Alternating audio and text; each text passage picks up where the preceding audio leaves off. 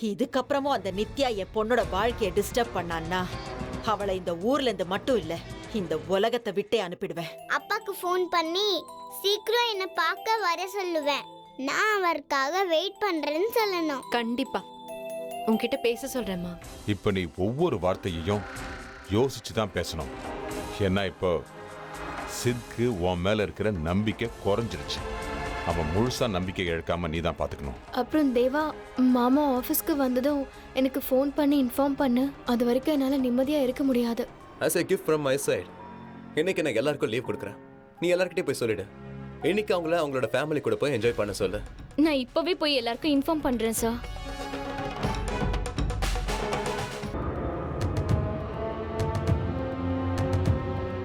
அமர், நீயா? இப்பதான் உன்னை பத்தி நினைச்சுக்கிட்டு இருந்தேன். வா, உள்ள வா, வா.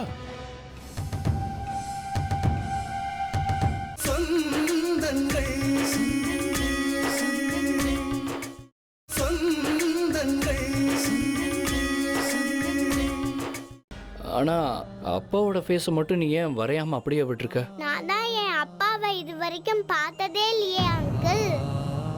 அப்புறம் எப்படி நான் அவரோட ஃபேஸை வரைய முடியும்?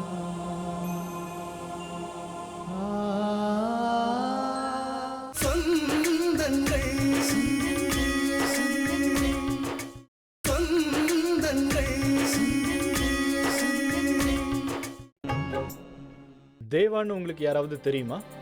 என் மருமகன் தான். அவர் உங்க ஆபீஸ்ல ஒர்க் பண்ற பிரியாங்கிற பொண்ணுகிட்ட தப்பா நடந்திருக்கிறாரு.